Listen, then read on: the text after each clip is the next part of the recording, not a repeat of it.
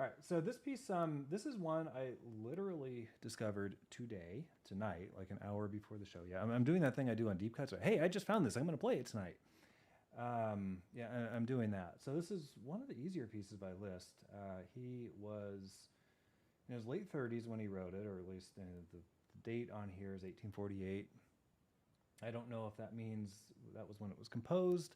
I don't know if actually any of these pieces I'm playing by him tonight were published. I think he didn't use opus numbers, so it's hard to know just from looking at a particular piece what was published during his lifetime and what wasn't, because he wrote a tremendous amount of music.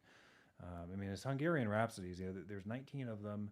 He reworked them numerous times over the course of his life. So the final versions, the ones any given listener is going to be familiar with, it's like 250 pages of music for the 19 Rhapsodies. It's insane how much, and that's just one set of music. I mean, the guy wrote easily probably 10,000 pages of music, easily,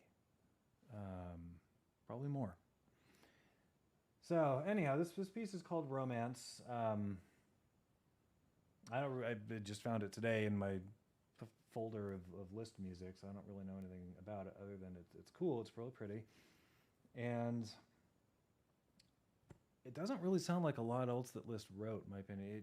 Liszt had this sort of artistic theory, if you will, style,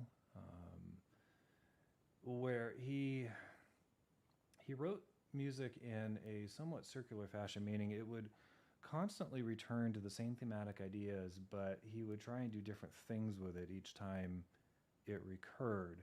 So it's kind of like a theme and variations, a little bit. Theme and variations a little bit more formal and more structured than what Liszt was doing. So yeah, in my mind, theme and variations you play.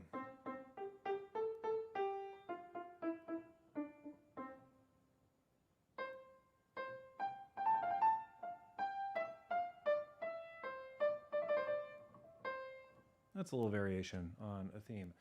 You do something like that, where you've got this very structured theme that happens, and then you have your variations one after another, and that's not really what Liszt did in a lot of his music.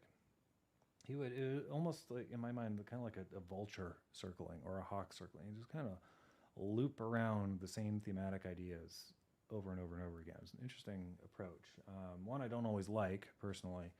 Um, some of his music to me kind of lacks some direction.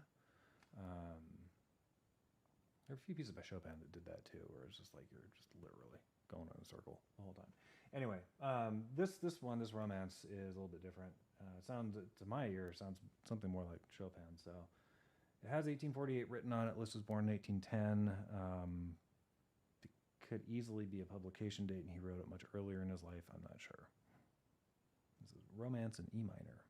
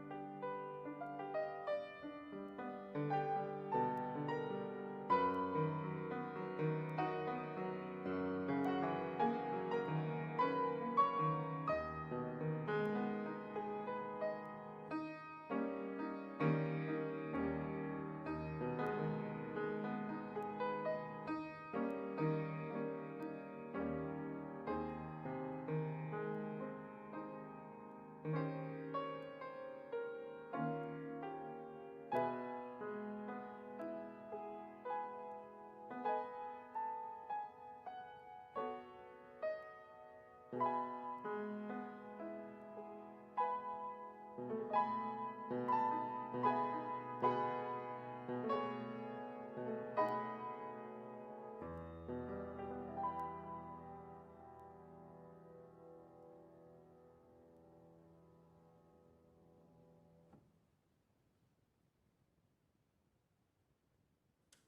right, that was Romance in E minor by Liszt. I know it sounds weird at the end. Those are the notes that are written. It goes bap, bap, bap, bap. Ends there. Debated whether or not to just end it E major, but, Liszt was a better musician than I am, so I figured he knew what he was doing.